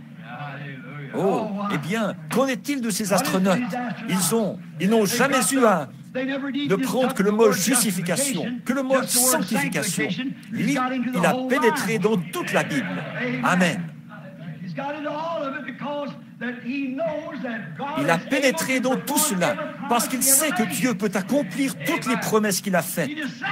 Il reste là, c'est tout, et il attend. Oh là là, la parole ne peut pas faire autrement que de se manifester. Si vous êtes malade et que vous êtes un astronaute, rappelez-vous simplement ceci. Entrez en Christ et attendez le compte à rebours. C'est tout. Il tirera le coup de feu. Ne vous en faites pas. Donc, ils ont réussi à accomplir cela parce que Dieu l'avait promis. Maintenant, combien plus grand est l'astronaute? Ces choses que nous avons maintenant, que l'ancienne puissance des chevaux, que la puissance de l'automobile et que la puissance de l'avion. Vous voyez, l'astronaute, il est tellement haut qu'il peut voir des choses que l'homme en voiture à cheval ne pouvait pas voir. Il est tellement haut qu'il peut voir des choses que l'homme en automobile ne pouvait pas voir. Il est tellement haut qu'il peut voir des choses que l'homme qui pilote un avion ne peut pas voir. Il a carrément dépassé tout raisonnement. Amen. Gloire, c'est ça. Il est allé au-delà de toutes les réalisations imaginables par l'homme. L'organisation, la dénomination. Il faut que vous soyez méthodiste, baptiste, ou que vous fassiez partie de ceci, des unitaires, des binitaires, ou qu'encore. Il est un astronaute. Il est parti planer très loin dans l'espace. Amen. Combien je suis reconnaissant. Et souvenez-vous, l'astronaute est dirigé par la puissance d'un radar. Vous les avez vus ramener John Glenn. Je regardais là-bas, au Cap Canaveral. J'ai vu cet énorme radar. On ne voyait même pas nulle part, mais on pouvait savoir où il était par l'orientation du radar. C'est là qu'il se trouvait, voyez. Et nous aussi, nous avons un radar. La prière. La prière est le radar, la puissance qui oriente l'astronaute. Tout ce que vous demanderez au Père en mon nom, je le ferai. Voyez, il suffit d'observer vers quoi est orientée la prière. Vous verrez alors ce qu'il vise. Amen. Il suffit d'observer vers quoi est orientée la prière de l'Église. Vous verrez alors de quel côté seront propulsés les missiles. Vous pouvez le savoir par le parcours qu'effectuent les astronautes, par ce vers quoi est orientée la prière de l'Église. S'ils prient, Seigneur, bien sûr, nous, on ne croit pas ces choses-là. Oh, cet astronaute amorce une descente, c'est tout. Oh, frère. Par contre, lorsque toutes choses sont possibles, Seigneur, répands ton esprit sur l'Église et donne-lui ce qu'il nous faut. Répands sur nous le Saint-Esprit et emporte-nous loin de tout raisonnement, avec la foi que cette parole est vraie. Et nous nous en tiendrons strictement à elle. Alors regardez bien l'écran, là, qui se met à pointer vers le haut, comme ceci. Voyez, l'astronaute continue et continue et continue. Il monte très haut dans les airs. Merveilleux. Il va au-delà de toute dénomination. Il va au-delà de tout credo. Maintenant, souvenez-vous, la justification est considérée comme un credo. C'est vrai. Lorsque vous croyez la justification, un peu à la manière des luthériens et de n'importe lequel de leurs satellites. C'est ce qu'ils sont, des satellites, mais qui n'ont pas encore quitté le sol. Prenez la sanctification et leurs satellites à eux. Vous dites, les satellites des luthériens, qu'est-ce que c'est? Eh bien, l'Église du Christ et ce groupe-là. Les satellites des Wesleyens, des méthodistes et de ceux-là, qu'est-ce que c'est? Les Nazaréens, les pèlerins de la sainteté, voilà leurs satellites. Et puis, il y a les pentecôtistes et leurs satellites à eux. L'avion, bien sûr, les unitaires, les binitaires, les trinitaires, les quaternaires, tout cela plus les autres. L'église Foursquare, l'église de Dieu, encore là, par les credos, tous encroutés dans leur dénomination. Mais l'astronaute franchit le mur du son. Il continue jusqu'au bout, sans s'arrêter. Il n'entend rien. Oh là là, il va bien au-delà de tout ça. Voyez, il est très haut. Là où toute chose, il vit dans la présence de Dieu. Oui, monsieur, c'est lui qui l'a promis. Sa parole déclare qu'il est le souverain sacrificateur. Vous voyez, cet énorme radar installé là-bas, qui se met en mouvement. Observez-le aux réunions. Vous pouvez observer cela lorsque le Saint-Esprit descend sous la forme d'une colonne de feu, comme il l'a promis. Un homme ne va pas être là à chercher à raisonner la chose par la science. Un vrai croyant. Qu'est-ce qu'il est? Il est un écran de radar. Observez-le. Le voilà qui se tourne dans toutes les directions. Amen. Il repère celui qui est là, l'astronaute. Vous avez un cancer. Vous avez telle et telle chose. Vous êtes un tel, de tel endroit. Le Seigneur Jésus vous rétablit. Alléluia. Le voilà parti. Des astronautes. Oh là là. Quelle église glorieuse cela devrait être. Elle est ici. Cette réalisation est éprouvée par la science. Ils l'ont présentée là-bas, à l'exposition internationale. Nous l'avons. Amen. C'est prouvé partout. Nous vivons à l'âge de l'astronaute. Voyez, cela a été fait de choses invisibles. Voyez, cela a été fait de quelque chose qui vient du ciel. C'est Dieu lui-même. Vous êtes dans cette 6e dimension. C'est la puissance de Dieu. Nous nous sommes trouvés dans ce lieu. Nous avons été élevés dans cette dimension, au-delà de ces situations où on va pleurer sur une tombe et où on accroche un morceau de crêpe noire à la poignée d'une porte et où on fait des adieux. Alléluia. Nous sommes maintenant entrés dans l'astronaute. Nous sommes partis planer tout là-bas. Nous avons vu où se trouve ce lieu et nous sommes revenus. Gloire. Nous allons vers notre demeure au-delà du ciel, là-bas, au-delà des raisonnements de l'homme. Et là, les vieillards seront transformés en un instant, en un clin d'œil. Nous les verrons là-bas, des hommes et des femmes âgés, redevenus jeunes. Comment le savez-vous? C'est ce que la Bible enseigne. Et Dieu a propulsé un astronaute là-haut. Nous savons ce qu'il en est. Il est revenu. Mourir n'est pas un sujet d'inquiétude.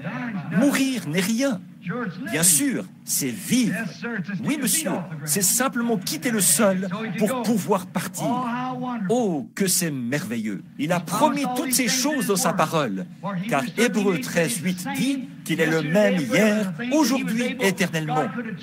Les choses qu'il a pu, que Dieu a réussi à accomplir par un seul homme qui s'est soumis à cela, à la parole de Dieu, parce que, comme je le disais hier soir, il s'en tenait toujours à la parole. Or, savez-vous, les astronautes, en fait, ce n'est rien de nouveau. Que dire d'Élie? Si lui n'était pas un astronaute, je n'en ai jamais vu un seul. Il est allé là où John Glenn n'a jamais même songé à aller. Eh bien, vous savez, l'un d'eux a décollé au ralenti une fois. Il s'appelait Enoch. Il est simplement monté en marchant. Mais il était un astronaute. Bien sûr, il était pressurisé. Il n'a pas eu besoin d'être changé ni rien. Non, il était déjà pressurisé lorsqu'il s'est mis à marcher. Il a simplement continué à marcher. Il a quitté toutes les dimensions et tout. Il est entré dans la présence de Dieu. De même, un brave vieillard qui était fatigué, ses jambes ne le portaient plus très bien. Il avait eu des prises de bec avec Jézabel, ses cheveux courts, son maquillage et tout. Et alors, Dieu a simplement fait descendre un char. Il a dit, je vais te faire monter dans les nuées en char cet après-midi. Un astronaute. Un jour, quelqu'un est venu mourir pour chacun de nous. Et Dieu l'a ressuscité le troisième jour. Et 500 hommes se trouvaient là. Ils l'ont vu être enlevé dans les nuées. Et une voix dit, je reviendrai. Des anges se sont ensuite présentés là et ont dit, ce Jésus qui a été enlevé, le maître astronaute, reviendra de la même manière, dans le même genre d'habitacle que celui dans lequel il est, un corps immortel. Alléluia! Et nous aurons un corps semblable à son corps glorieux, parce que nous le verrons tel qu'il est. Oh, alléluia! Il a franchi tous les murs du son, tous les murs du raisonnement. Il est allé au-delà du raisonnement. Il est allé au-delà de tout le reste. De même, tout homme qui compte vivre pour Dieu devra aller au-delà des 5 sens et devra dépasser toute l'instruction, toutes les réalisations atteintes par l'homme et croire Dieu, franchir tout, écarter tout et s'élever dans les étendues du ciel. Amen. Oh, les astronautes et tout ce qui a été accompli dans le domaine naturel. Dieu a pu accomplir ces choses par son Église, par ceux qui sont spirituels, par un peuple spirituel qui croit. Tout homme ou toute femme qui ose, à n'importe quel moment, prendre Dieu au mot, est un astronaute. Les gens diront, oh, ce n'est pas raisonnable. Vous entendez ces gens qui pleurent, qui poussent des cris, vous entendez ça? Oh, ce n'est même pas raisonnable. Eux, ils ne comprennent pas. Quelqu'un me disait, il disait, vous avez fait un rêve, frère Branham, quand vous avez vu ce lieu-là. Je n'ai pas fait un rêve, pas du tout. J'étais debout, là-haut. Et de là-haut, je regardais là où j'étais couché sur le lit. Sur le lit, j'aurais pu être en train de rêver, mais j'étais là-haut. Et de là-haut, je me regardais. Voyez? Oh, il m'a emmené dans une petite envolée d'astronautes ce matin-là pour me montrer où aller. Et c'est la preuve que votre radar indiquera cette direction, exactement où se trouve ce lieu. Alors, ce n'est pas moi, c'est lui, c'est votre esprit en vous qui croit ce message. Et c'est le Saint-Esprit qui se trouve là où je suis. Et le fait que vous le croyez comme ça, c'est ce qui établit les contacts. Et voilà, vous recevez tout de suite votre réponse. Un astronaute. Amen. Oh, que c'est merveilleux. Oui, monsieur, c'est grand. Ce que la science a accompli, c'est une grande chose.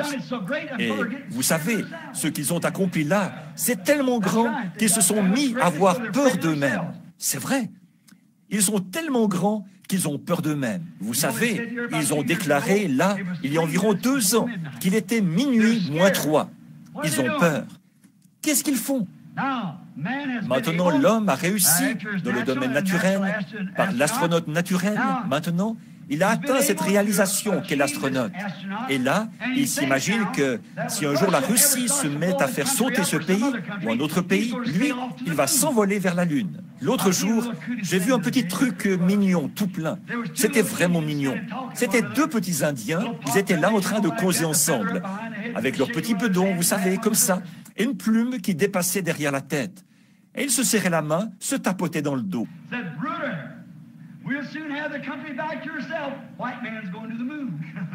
Ils disaient, mon frère, on va bientôt ravoir notre pays. L'homme blanc part pour la Lune. Ils disaient, on va bientôt ravoir notre pays. L'homme blanc s'en va sur la Lune. Alors on va ravoir notre pays. C'est bien. Oh, maintenant, ce qu'ils se proposent tous de faire, c'est de construire beaucoup de capsules spatiales pour pouvoir entrer là-dedans. Et avec l'âge atomique qui arrive, ils vont faire sauter le monde. Et ils n'auront qu'à tirer là-dessus, et tout le monde s'en ira sur la Lune, partira pour la Lune. Ils mettront fin à tout ça, et alors, ils fonderont une autre économie sur la Lune. Tout simplement, ils n'y arriveront pas. De tout mon cœur, je ne crois pas qu'ils arriveront jamais à ça. Voyez? Mais, en même temps, le véritable croyant en Christ est entré dans son astronaute à lui. Amen. Nous avons tous été baptisés dans un seul esprit pour former un seul astronaute. Oh, un seul corps. Celui-là peut supporter toute pression, quelle qu'elle soit. Ils l'ont mis à l'épreuve dans une fournaise ardente. Il supporte le feu. Donc, il ne pourra pas brûler. Chauffer 7 fois plus. Ils l'ont mis à l'épreuve de toutes les manières. Et ils s'en sortent très bien. Donc, les scientifiques spirituels ont réussi à prouver qu'ils peuvent tout supporter. Alors, le vrai croyant spirituel a ajouté à lui-même, et il est entré dans l'astronaute de Dieu, Christ. Il croit tout. Il rejette ses credos, les credos pentecôtistes, les credos baptistes, les credos méthodistes. Le voilà maintenant entré dans l'astronaute. Il dit, Seigneur, ce sera après quand? Oh là là! Qu'est-ce qu'il fait? Il vient à de petites réunions. Il écoute le compte à rebours de la parole de Dieu. Vous savez, quand John Glenn était assis là, ce matin-là, ils écoutaient le compte à rebours. 10, 9, 8, 7, 6, 5, 4, 3, 2, 1, 0. Voyez? Et maintenant, le voilà au point où on déclare, on est à 3 minutes du décollage de quelque chose. Ils ne savent pas de quoi il s'agit. Nous sommes à 3 minutes de l'heure 0. Maintenant, remarquez, le vrai croyant est en Christ. Aucune condamnation pour ceux qui sont en Christ. Prêchez la parole. Tenez-vous-en strictement à la parole. Peu importe ce que disent les dénominations, eux, ils vont la croire. Ils ne bougeront pas de là, parce que c'est la parole. Les gens des dénominations auront beau faire un tas d'histoires, les excommunier, les chasser, dire qu'ils sont fous, et tout ça. Mais eux, ils s'en tiennent strictement à cette parole. Pourvu que Dieu ait fait la promesse, ils s'y tiennent. Parce que ce sont des astronautes. Ils croient à la parole. Et il n'y a pas moyen de se débarrasser d'eux. De toute façon, ils vont vous quitter. Alors, vous n'avez qu'à les laisser faire pendant quelque temps. Mais voilà, ils sont à l'intérieur, assis dans les lieux célestes en Jésus-Christ.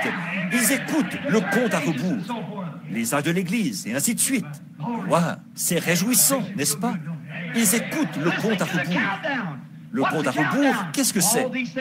Toutes ces choses qui ont été promises, voici où elles se sont produites. Toutes ces choses qui ont été promises, voici où elles sont en train de se produire. Voici où est la promesse. Voici où elle s'est produite. La réalisation qu'il avait promise pour aujourd'hui, la voici, ici même, au milieu de nous. Qu'est-ce qu'ils font?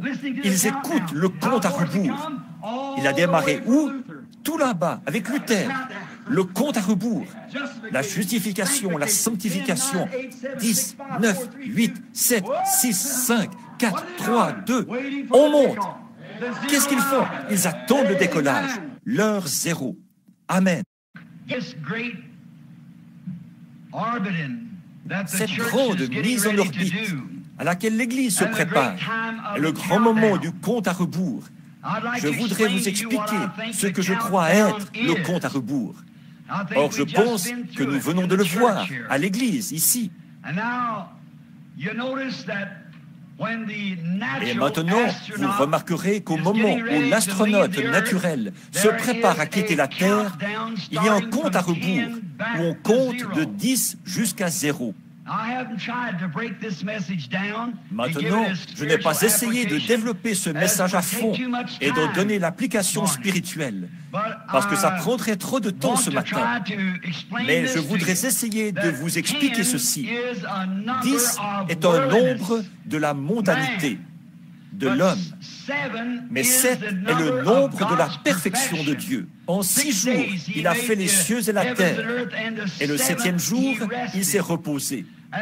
Et pendant 6000 ans, le monde doit lutter contre le péché. Ou l'Église doit lutter contre le péché. Et le 7e millénaire, c'est le millénium, le sabbat. 7, c'est le nombre parfait de Dieu. Et maintenant, il nous a donné le compte à rebours correct. Et son compte à rebours n'est pas de 10, mais de 7. Nous venons de voir ça dans les 7 âges de l'Église. Or, nous constatons que dans l'Apocalypse, le premier compte à rebours a été le premier âge, le deuxième compte à rebours, le deuxième âge, et ainsi de suite jusqu'au 7e compte à rebours. Et ici, nous voyons, visible devant nous, le dessin qui en a été fait, alors que nous avons vu ce compte à rebours. Le premier nombre du comptage, c'était Éphèse. Le deuxième nombre du comptage, c'était Smyrne. Ensuite, Pergame, Thyatire. Le 5e, c'était Sardes. Le 6e, c'était Philadelphie. Et le 7e, c'était Laodicée. Le dernier âge de l'Église.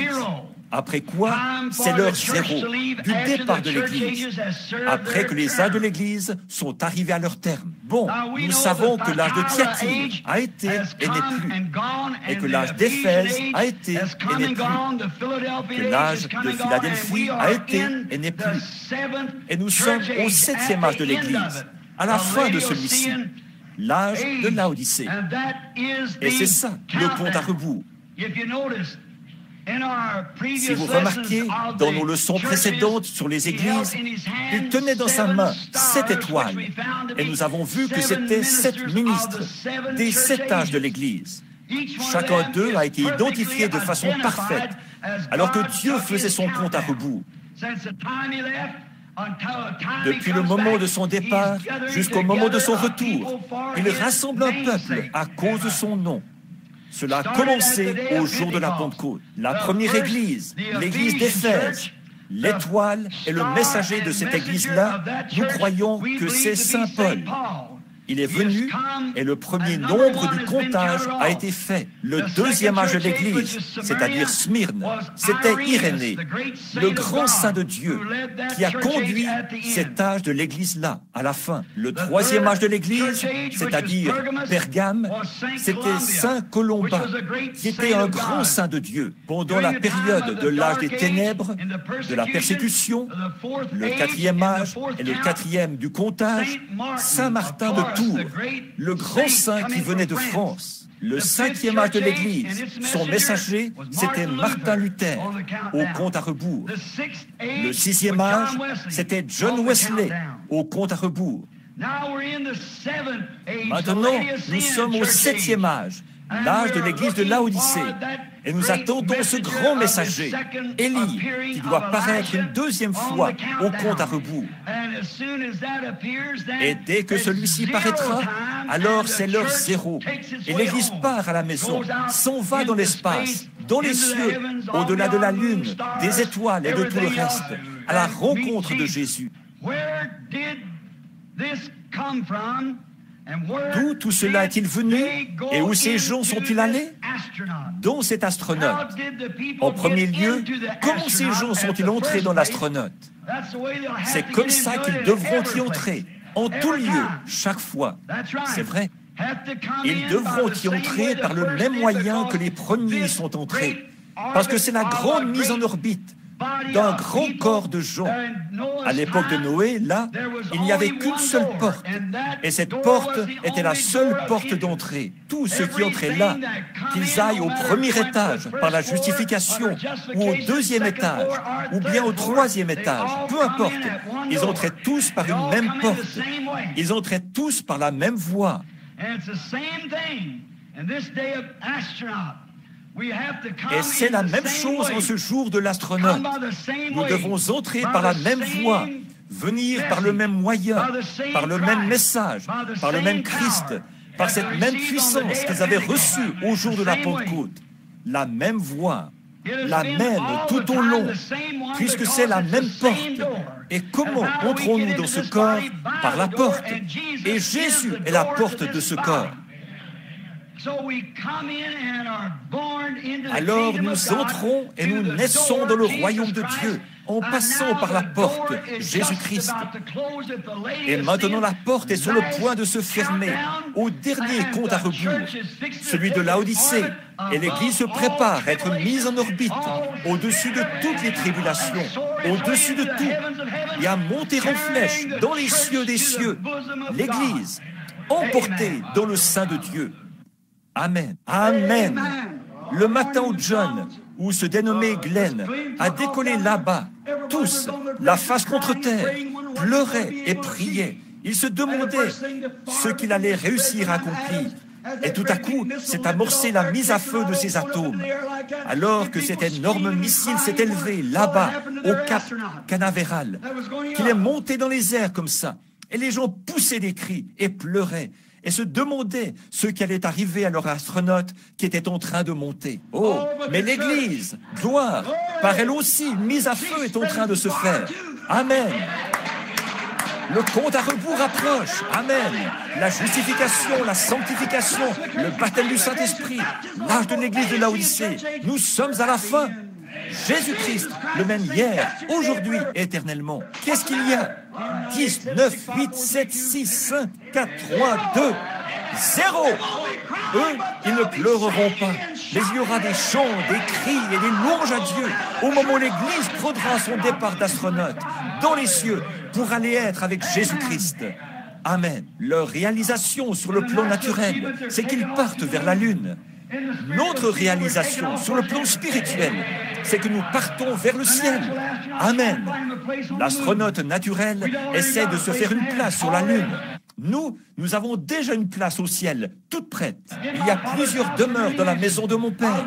Je vais vous préparer une place et j'enverrai un astronaute venir vous prendre. Le compte à rebours est en train de se faire. Le croyez-vous? Amen. Le compte à rebours. 10, 9, 8, 7, 6, 5, 4, 3, 2, 1, 0. La mise à feu s'amorce. Le ministère est couronné dans la gloire. Alléluia. Et la vieille fusée amorce son décollage. Pas en direction de la Lune, mais en direction de la gloire. C'est là-bas qu'elle est. La mise à feu de Dieu est en train de se faire.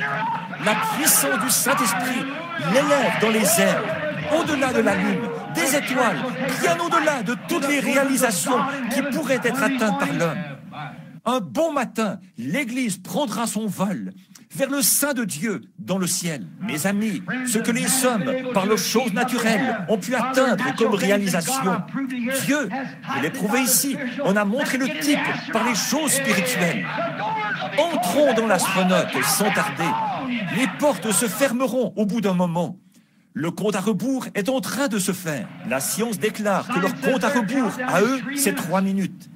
Il se pourrait que le nôtre ait devancé le leur. Il se pourrait que nous soyons à 1, prêts pour 0. Entrons. Croyez-vous que le compte à rebours est en train de se faire? Alors, inclinons la tête un instant.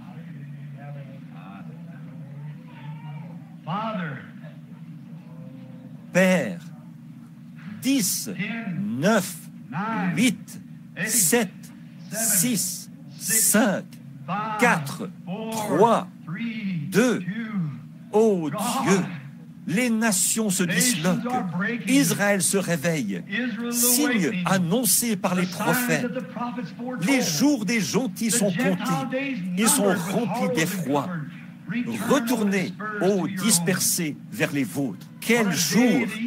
La lumière du soir brille. Ô Dieu, nous prions que chaque incrédule rejette sans tarder toutes les pensées qui lui ont été inculquées, toutes ces idées qui sont contraires à ta parole, et que ce matin, il entre dans ce glorieux astronaute, parce que c'est par une naissance que nous y entrons, et en lui, nous devenons une partie de l'astronaute. Je prie, Père Céleste, que dans ce grand corps de Christ, tu baptises des croyants aujourd'hui du Saint-Esprit, Que le baptistère soit rempli de gens ce matin qui confesseront leurs péchés et seront ensevelis dans le nom de Jésus-Christ et qui monteront à bord du vieil astronaute, Seigneur, qui va au-delà de la lune et des étoiles, au-delà des credos, des dénominations. Nous avons déjà eu le compte à rebours. Tu nous as dit ce qui arriverait, les trois étapes de ceci. Tu as dit comment se passeraient les âges de l'Église. Le premier âge de l'Église, le deuxième âge de l'Église, le troisième âge de l'Église, le quatrième, cinquième, sixième. Au comptage, celui-ci est le septième. Et après cet âge-ci, nous y sommes déjà, le dernier âge de l'Église. Et maintenant, le compte à rebours est en train de se faire. Les âges sont déjà passés au comptage. L'âge de Luther, l'âge de Wesley, l'âge pentecôtiste. Et maintenant, Seigneur, nous nous rassemblons dans l'astronaute. Et là-devant, il y a un grand verre grossissant. Nous pouvons voir la gloire, voir Jésus, le voir dans toute sa puissance, le voir dans toutes ses promesses. Tout ce qu'il a promis se reflète sur nous. Nous t'en remercions. Oh Dieu, puisse l'Église entrer sans tarder, aujourd'hui, dans la zone protégée, car ce sera bientôt l'heure zéro. Et la porte du grand astronaute se fermera, de l'avion astronaute. Et nous partirons comme Noé. Quand il est entré, pour ainsi dire, dans son astronaute à lui, il était porté sur toutes les eaux du jugement et au-dessus d'elle. Père, nous voulons entrer en toi pour que nous puissions naviguer sur les flots du temps, aller plus loin que Mars, que Jupiter, que Vénus, de l'autre côté de la blanche voie lactée, toujours plus loin et plus loin et plus loin, dans un lieu dont l'astronaute naturel ne connaît rien. Par contre, nous voyons que tu laisses celui-ci accomplir cela comme signe, afin que nous nous tenions prêts à partir. Nous partons de cette terre. Accorde-le, Seigneur. C'est par le nom de Jésus-Christ que je le demande. Il y a ici des mouchoirs, Seigneur, qui ont été posés ici, que des malades ont envoyés. Ils croient, Seigneur. Puisse-t-il devenir des astronautes à part entière ce matin. Puisse la puissance du Dieu Tout-Puissant, qui présente par ceci un reflet de sa Bible, car il prenait des linges et des mouchoirs qui avaient touché le corps de Saint Paul, et les malades et les affligés étaient guéris. Le croyant astronaute, quand ceci le touchera, puisse-t-il décoller, Seigneur, la maladie derrière lui. Puisse chaque malade qui est ici en ce moment, Seigneur, entrer directement en Jésus-Christ, atteindre sa parole, sa promesse, et en disant: tout ce que vous demanderez au Père en mon nom, je le ferai. Puisse-t-il commencer à compter 10, 9, 8, 7, 6, 5, 4, 3, 2, 0. On décolle, Seigneur. Qu'il se lève des lits de camp, des civières, quoi que ce soit, qu'il se relève de la maladie, qu'il les enchaînait pour partir tout là-bas, dans l'espace, dans un lieu dont les médecins, les scientifiques, dont personne d'entre eux ne connaît rien. Un lieu où la puissance de Dieu a été promise par la recherche scientifique de la Bible, ici, ou plutôt par la recherche spirituelle de la Bible, afin de prouver que si Dieu a jamais été Dieu, il est encore Dieu. Il sera toujours Dieu. Et il est l'être infini, omnipotent, tout-puissant, omniprésent, qui peut tenir sa parole et qui peut tout. Et il nous a fait la promesse que tout est possible à ceux qui croient.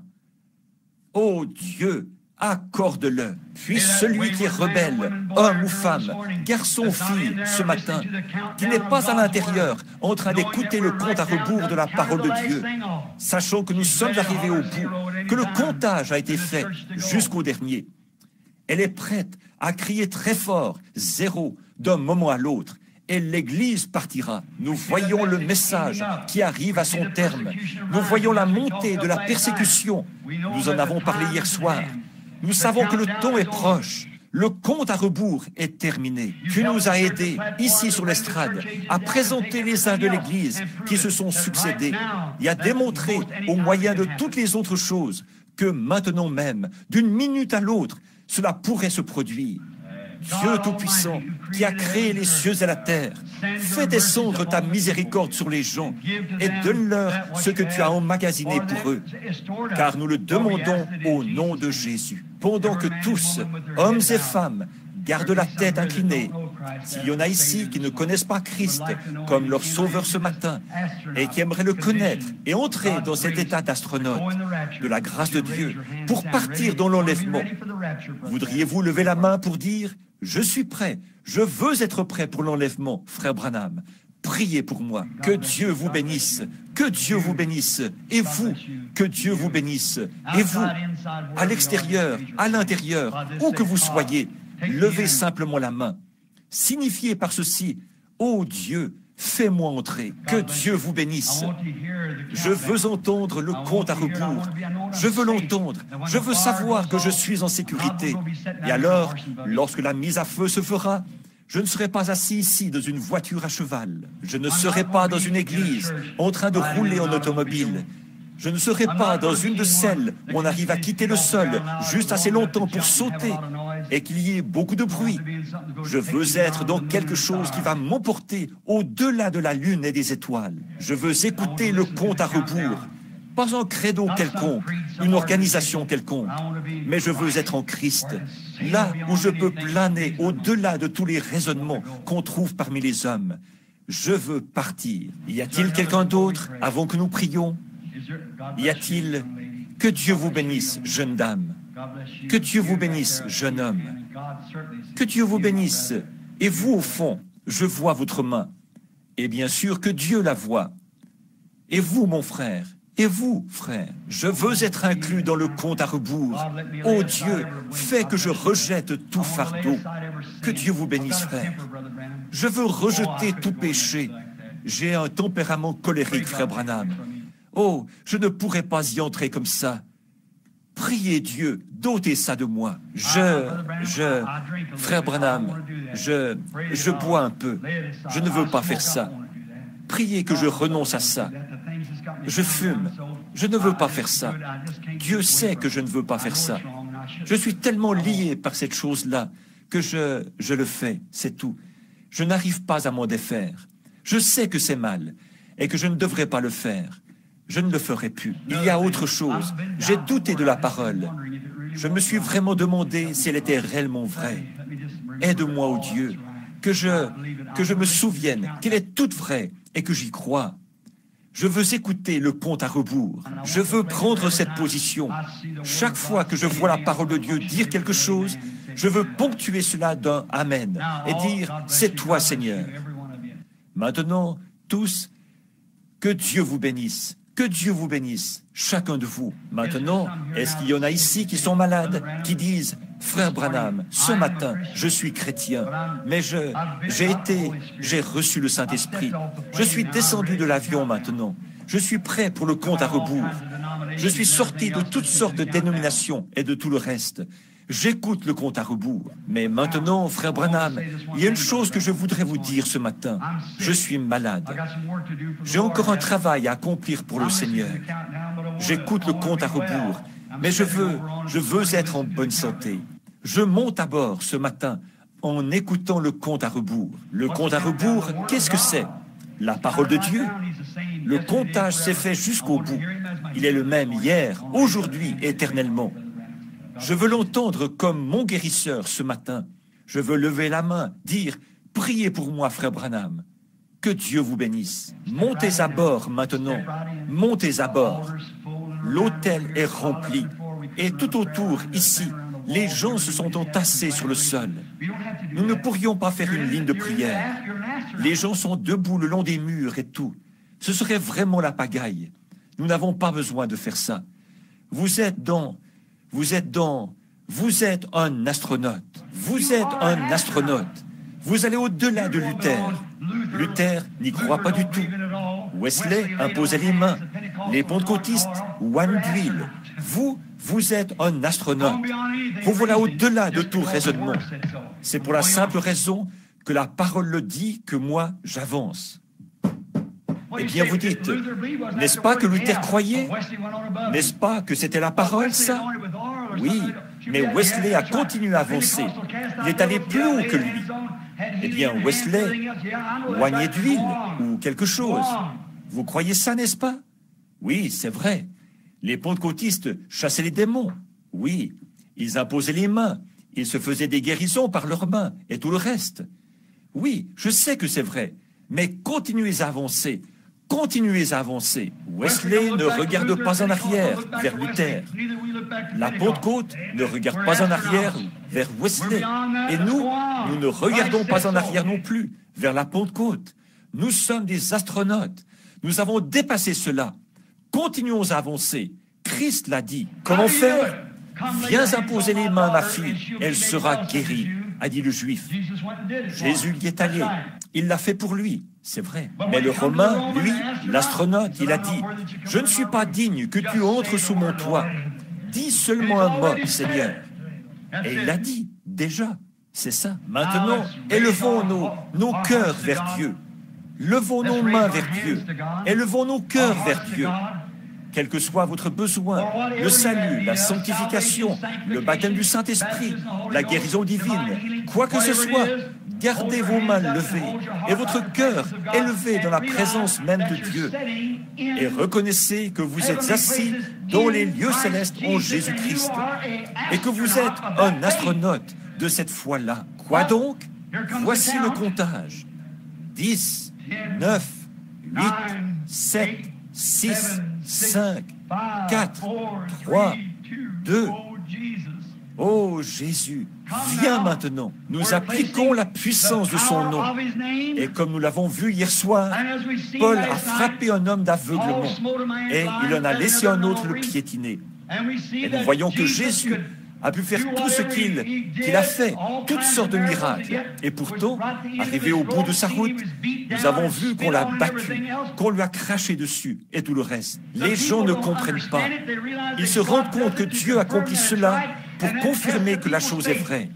Et ensuite, il met la foi de ces gens à l'épreuve. Seigneur, nous nous sommes tenus ici et nous avons vu des gens qui étaient complètement aveugles recouvrer la vue, des maladies, des cancers ou des gens qui n'étaient plus que l'ombre d'eux-mêmes ont été guéris. Nous en avons vu qui étaient morts, étendus là depuis des heures et des heures. Et ils sont revenus à la vie. Nous savons que c'est là notre glorieux Christ. Et nous sommes un astronaute dans son corps. Et maintenant, le compte à rebours est en train de se faire. Et nous allons croire ce matin que nous recevons notre guérison, notre salut et tout ce dont nous avons besoin. Parce que quand nous le demandons au nom de Jésus-Christ, il a fait cette promesse. Tout ce que vous demanderez à mon Père en mon nom, je le ferai. Et c'est tout ce qu'il nous faut faire maintenant. Invoquer son nom. Et cela ne peut pas faire autrement que de s'accomplir. Nous écoutons le compte à rebours. Seigneur, certains d'entre eux étaient pécheurs. Ils ont levé la main. Ils attendent le compte à rebours.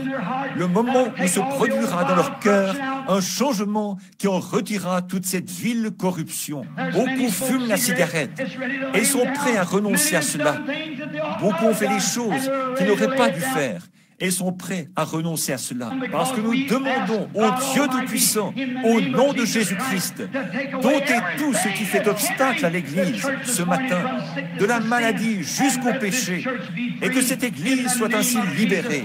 Au nom de Jésus-Christ, que la puissance et la puissance du glorieux Évangile, le feu du Saint-Esprit, se répandent maintenant, et que les grands astronautes de Dieu décollent vers ce que leur cœur désire aujourd'hui. Accorde-le, Dieu Tout-Puissant. Ils sont à toi, et puissent-ils recevoir leur guérison, leur salut et tout ce dont ils ont besoin. Je te les confie et je te les remets avec ma prière sur l'autel où se trouve le sang de Jésus-Christ, frais ce matin. Au nom de Jésus-Christ, puissent-ils recevoir ce qu'ils ont demandé. Et le peuple dit, croyez-le ainsi, qu'il en soit ainsi. J'y crois, je crois, amen. Je sais qu'il est Dieu.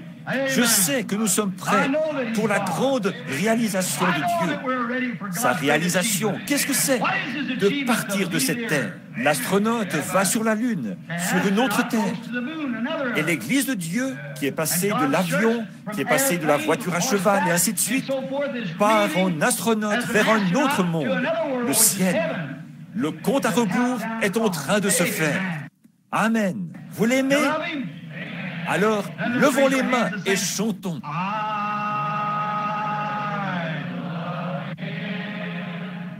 I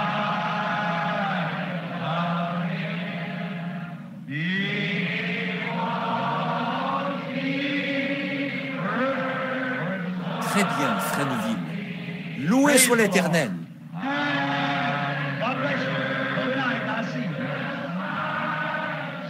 Et que Dieu vous bénisse jusqu'à ce que je vous revoie ce soir.